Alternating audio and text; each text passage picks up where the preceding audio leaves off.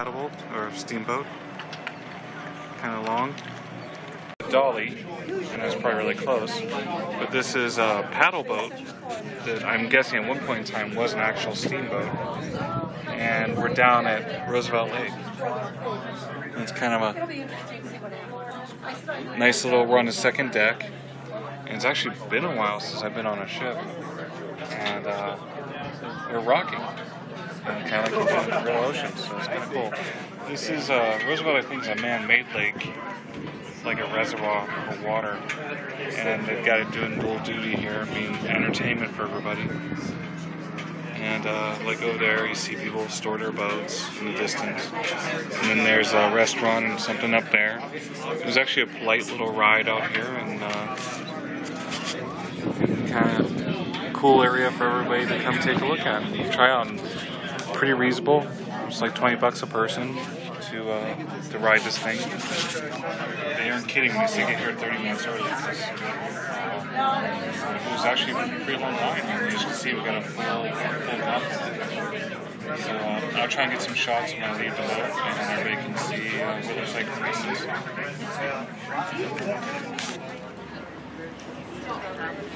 I've seen an eagle right up close. That's one right there. Oh, I see it. Eagle.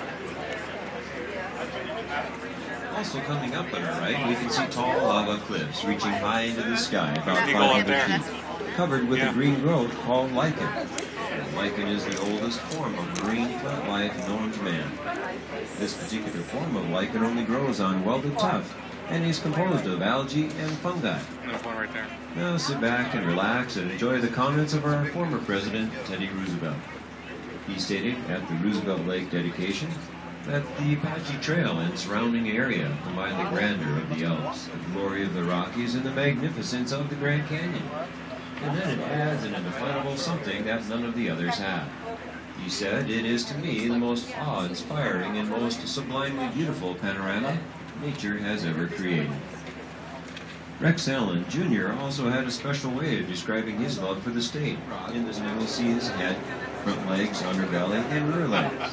The total outline with the exception of the back of a giant mastodon.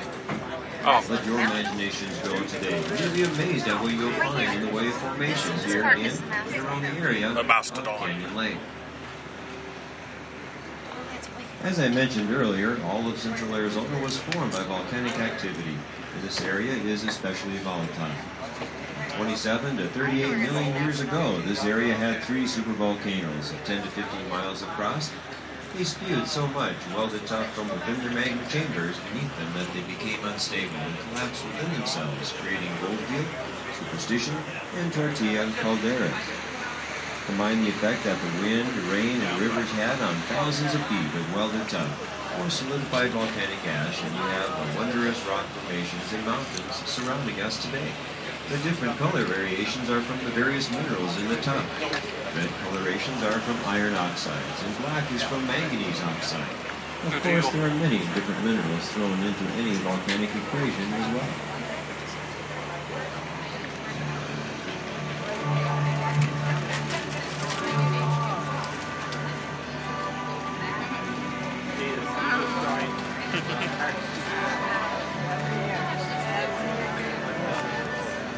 Right there. That's where your face.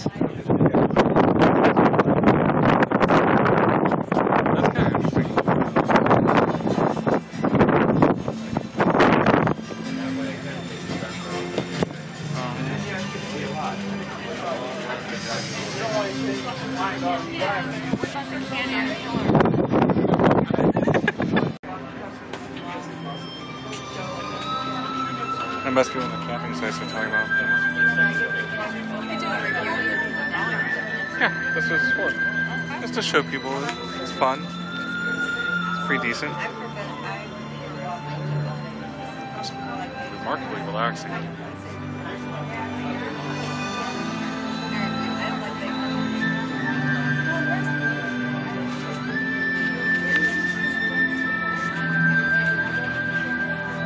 Off our right over here, we can see the cacti with antlers of a deer for arms there, it looks like it anyway. Those are the buckhorn cholla. Right next to those we can see also prickly pear, the round and padded ones there that are from a distant relative of the buckhorn. Both are cholla, meaning segments of cacti. We also have some other cacti-like plant called the century plant over here. Those are the broadleaf, light green in coloration. It looks like a starburst pattern.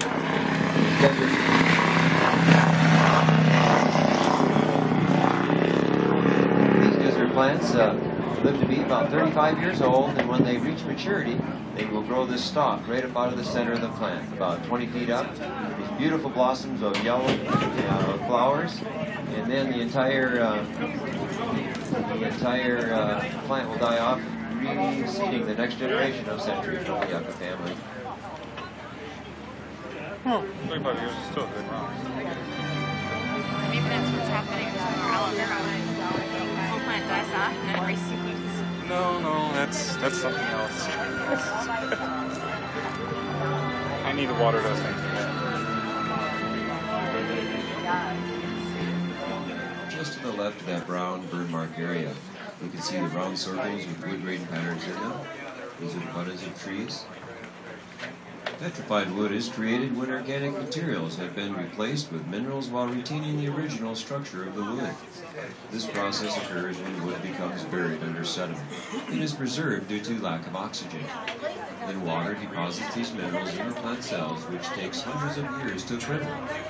Manganese, iron, and copper in the mud give petrified wood a red, yellow, or other tint. Petrified Forest National Park is located right here in northeastern Arizona.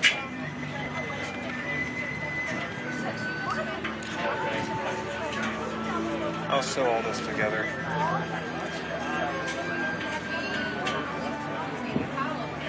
One thing I want to make sure is that I don't drop it.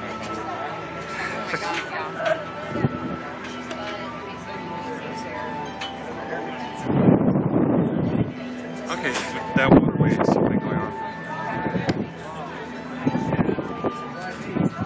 And over here there's like a little lagoon kind of deal.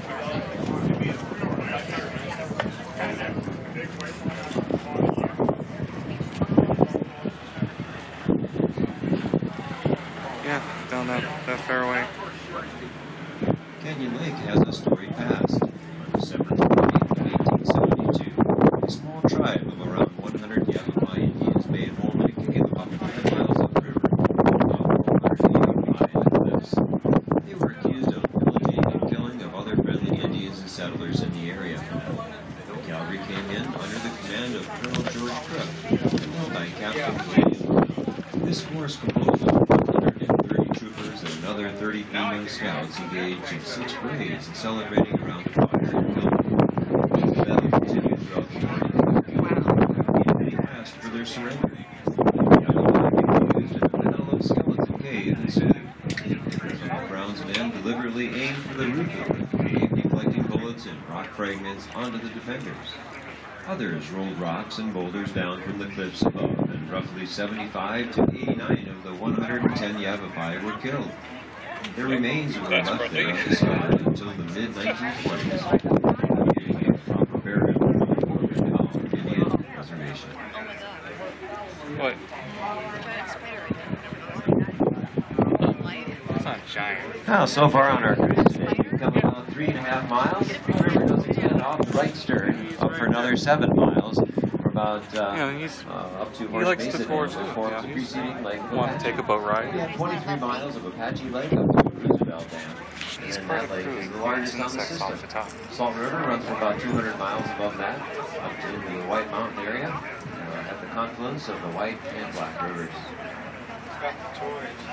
These 4 dams along here are Roosevelt, Apache. This is going to be skipped around, but I'm going to sew a bunch of these together. Talk about our experience. I'll do this again. This is cool. Get a little, when we get off, get a little video of the ship from a distance. Yeah, I'm going to.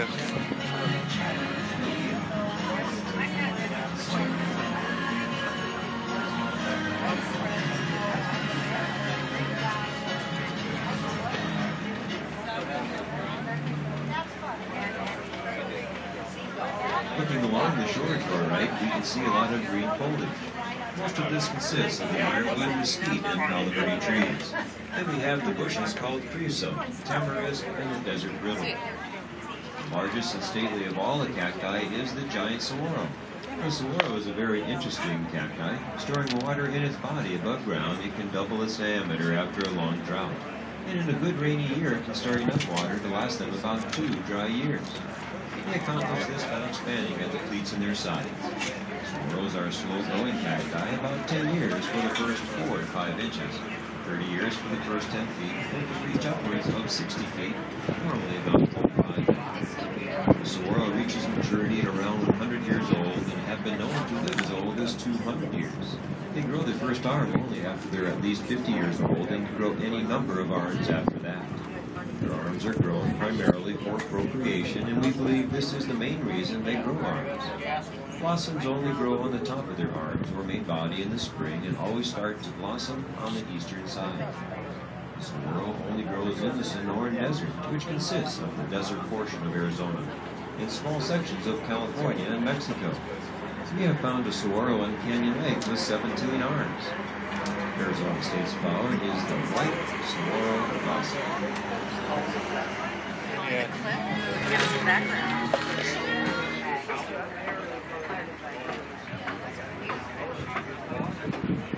Yeah, I thought that was worth getting. Looking off our right side, we can see a lot of small cacti that look at first to be that of the baby saguaro, but for the most part we have the barrel cacti. They do not grow as large as the saguaro, nor do they grow arms. Barrels are a darker green in color and have a reddish hue about them. It is quite easy to distinguish from the baby saguaro when you get close to them by the shape of their thorns. The saguaro thorn is round and long and shaped like a needle, and the barrel cacti is red, flat, and shaped like a fish. Yes. Cacti live You had each stuck their arms to 3.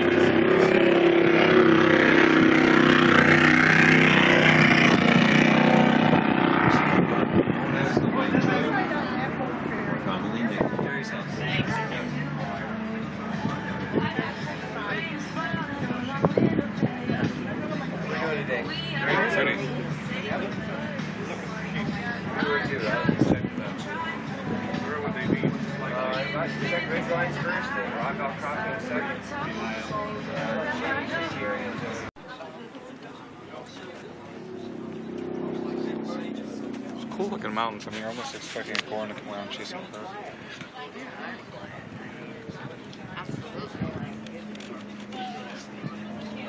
Now we have just come into an area here of classical enchantment. A real challenge for your mind powers today. First, I'd like you to conjure up in your minds a picture, a profile of Johann Sebastian Bach, sitting in front of his pipework. Then picture in your mind up here on the right, the skyline.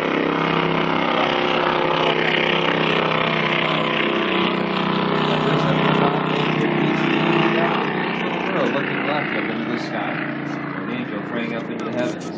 But if you turn it around, you can clearly see it is There's the eagles.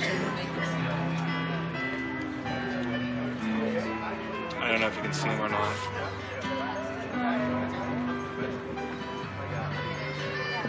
There's one on the shore. Well, 2 of them on the shore. And then there's one up there. Next time we come out on a cooler day, listen on the bow. Alright. The bow. Look at the yellow.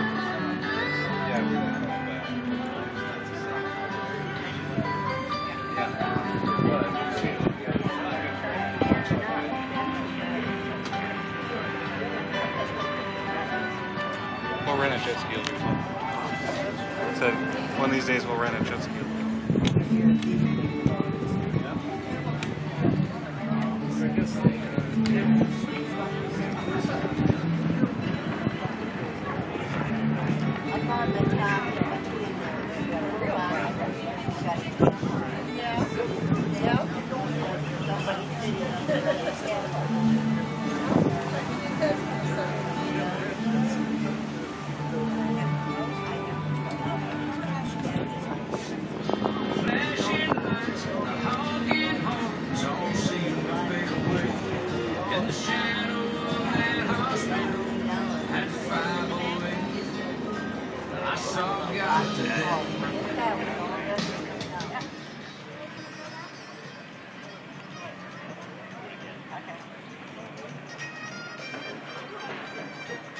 And we're on the deck of the Dolly paddle boat, and probably once was a steamship.